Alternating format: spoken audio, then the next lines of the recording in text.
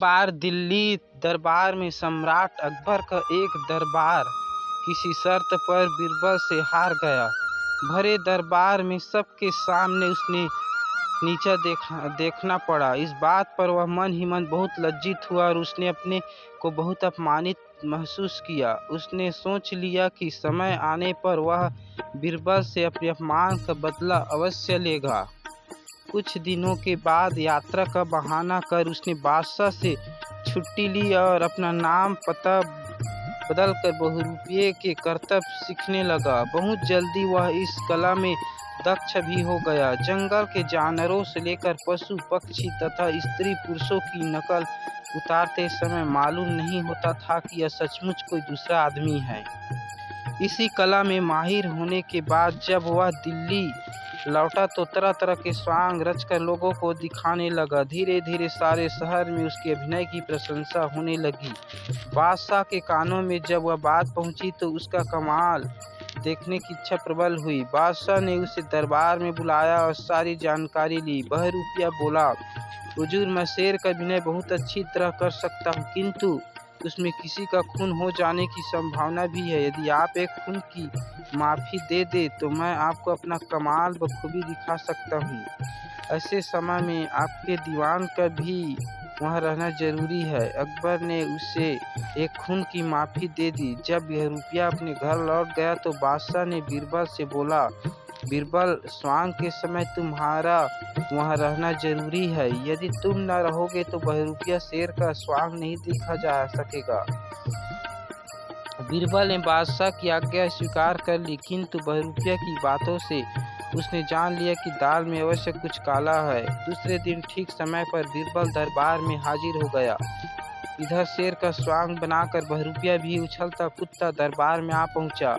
उसकी कला चातुरी को देखकर दर्शक मोहित हो उठे। बादशाह भी अत्यंत प्रसन्न हुए। इतने में वह बनावटी शेर उछलकर बीरबल के ऊपर आ झपटा। लोगों को लगा कि जैसे वह बीरबल को मार डालेगा। उसे मारने के विचार से बहरूपिया अपनी खाल के अंदर चाकू छुपा कर रखे हुए था, लेकिन बीरबल पर उसका वार खाली चला गया।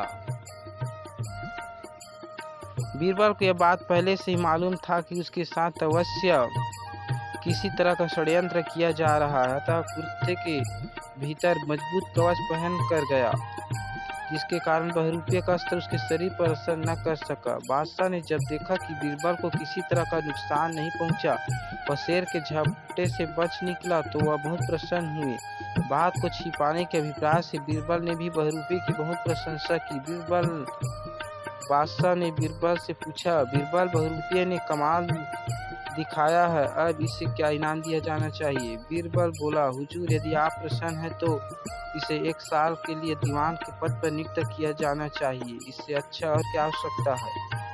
वह सुनकर बहरूपिया का रोम रोम खुशी से नाच उठा। बादशाह ने बीरबल की बात मान ली, किंतु बीरबल ने एक शर्त रखी, यदि बहरूपिया सती का स्वांग करके दिखाए तभी उसे दीवान बनाना जाना चाहिए।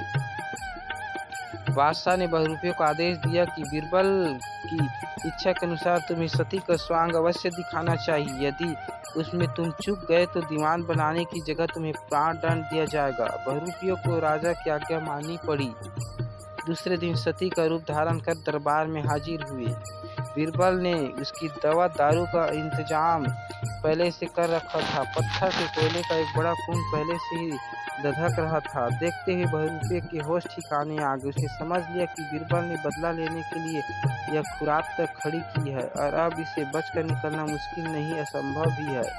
बिना अग्नि प्रवेश किए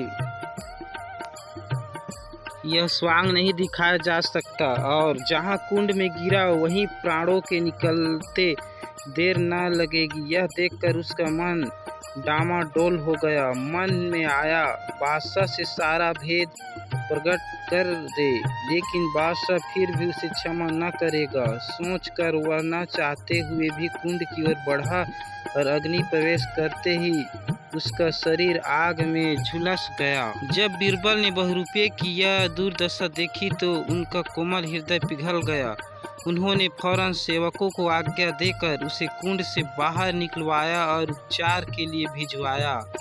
यह देखकर दरबार में चारों ओर बीरबल की जय जयकार होने लगी। बीरबल की इस उदारता से बहरूपे के मन में भी बीरबल के प्रति श्रद्धा भाव उत्पन्न हो गई। इधर बीरबल ने जब यह प्रमाण देकर बादशाह को बहरूपे का सारा भेद बताया तो बीरबल की प्रशंसा करते हुए बादशाह ने खुदा का शुक्र किया।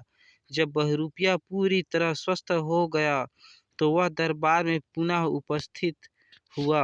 उसने अपना पूर्व परिचय देते हुए कहा, मैं वही दरबारी हूँ जो एक बार बीरबल से शर्त में हार गया था। इसलिए मेरे मन में बीरबल के प्रति बदले की भावना उत्पन्न हो गई और मैंने उसको जान लेने की कोशिश की, लेकिन मुझे अब उसकी बुद्धिमत्ता और सुदारता का ज्ञान हो गया है। मैं अपने इस बैर भाव को बिल्कुल भूल गया हूँ। यह कहकर बहरूपिया बीरबल के चरणों में गिर गया और उनसे क्षमा याचना करने लगा। तभी बीरबल ने उसे अपने सीने में लगा लिया। यह दृश्य देखकर सभी दरबारी हैरान रह गए। इस प्रकार बीरबल और बहरूपिया का मनमुटाव बिल्कुल समाप्त हो गया।